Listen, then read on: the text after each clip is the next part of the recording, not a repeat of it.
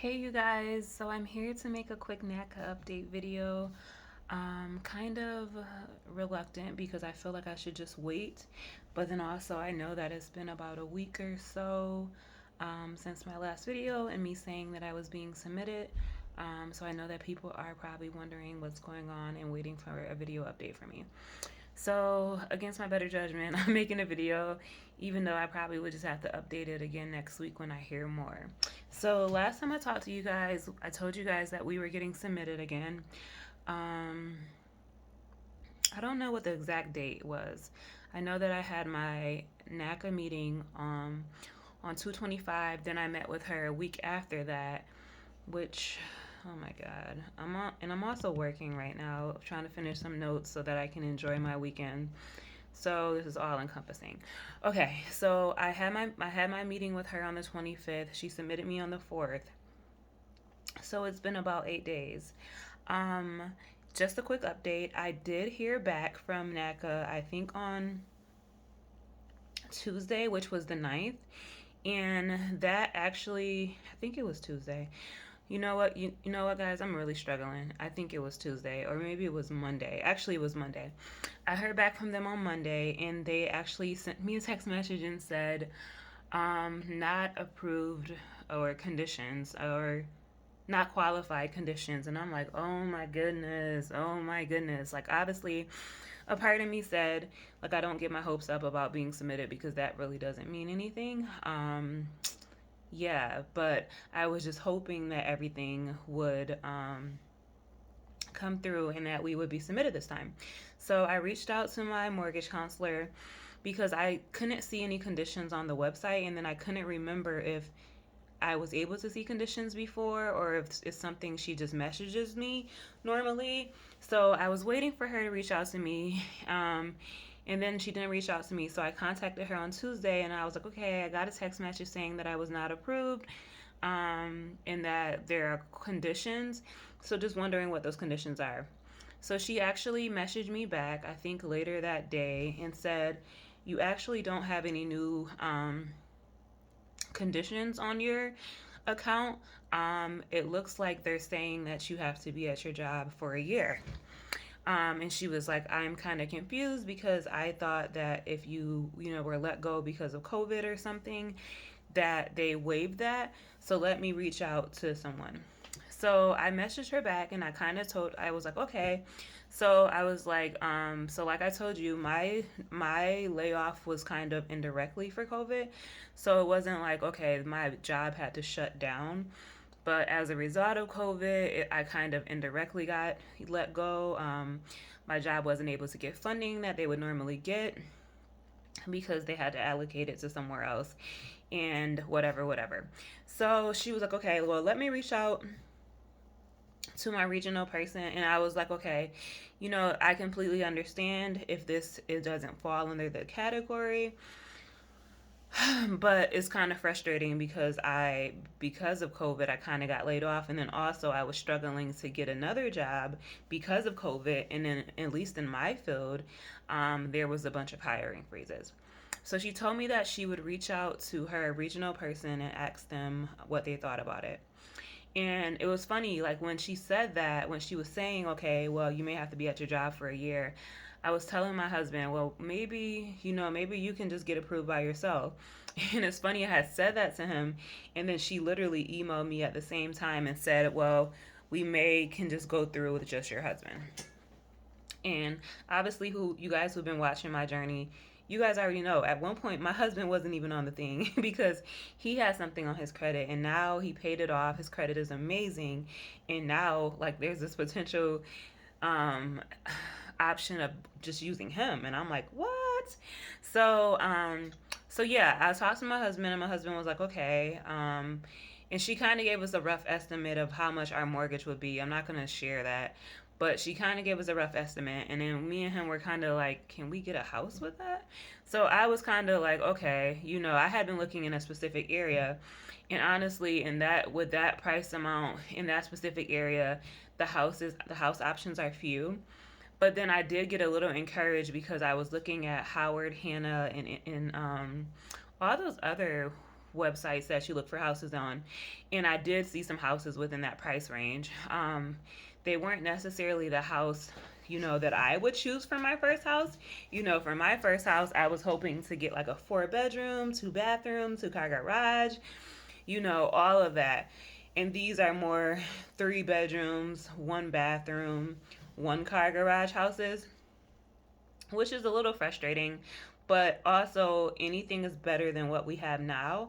We live in an apartment that's a 2 bedroom, but the other bedroom has been our office for almost 5 years.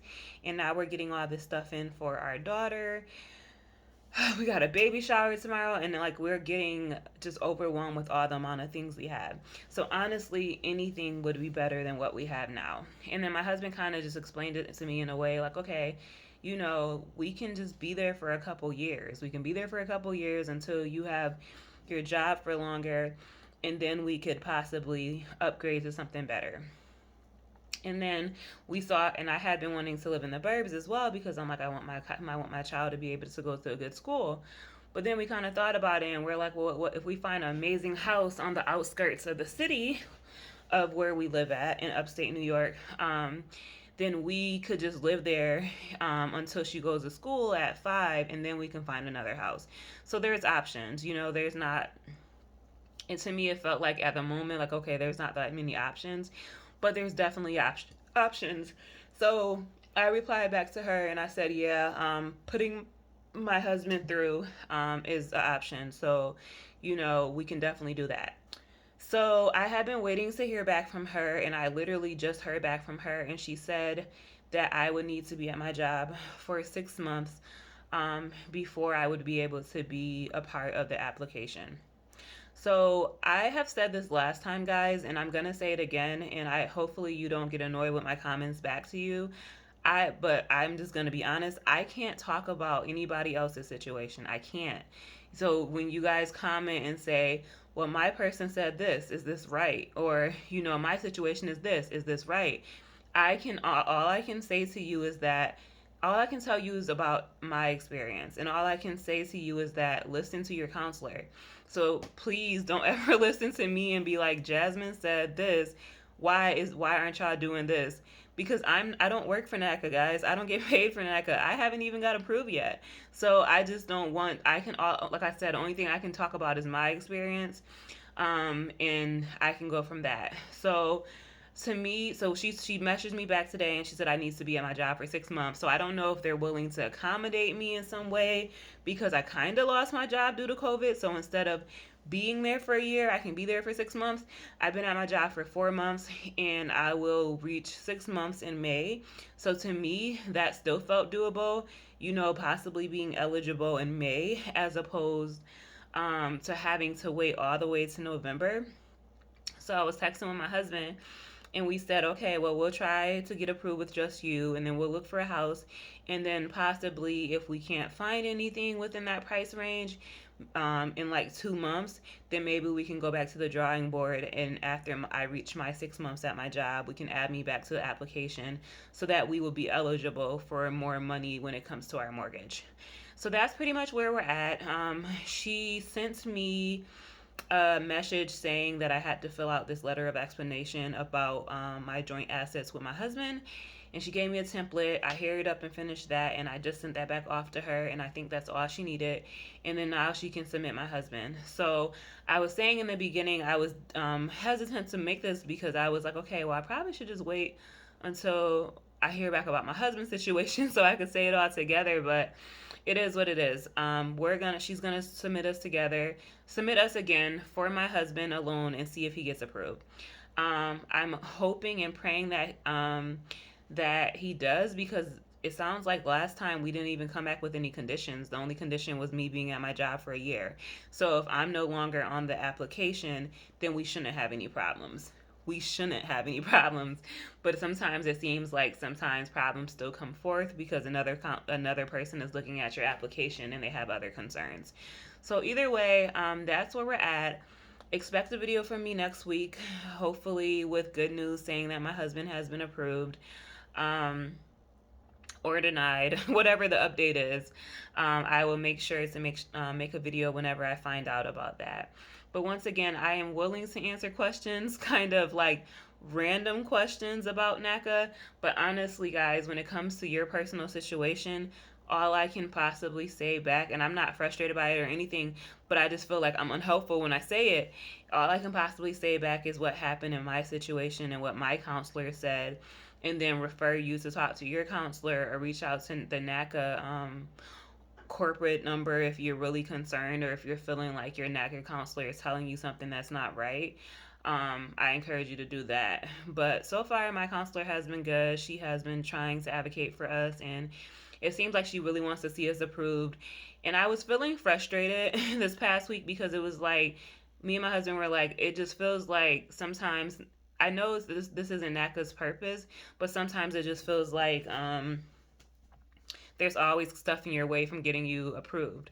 And it's like I lost my job of no fault of my own, and then now me losing my job for the first time in my life, being unemployed for 5 months for the first time in my life, because I've been working since I was 15 years old. I'm 29 now, and I have a solid work history.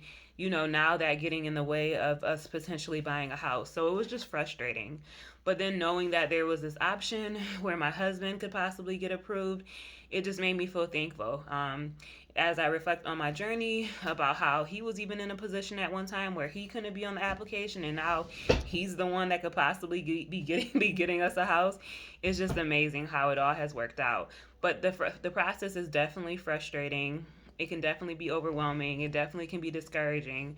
But I just try to remain confident, and I try to remain just calm in the situation, and just hopeful that it will all work out. So once again, I'm hoping that I can bring you guys some good news next time I come back.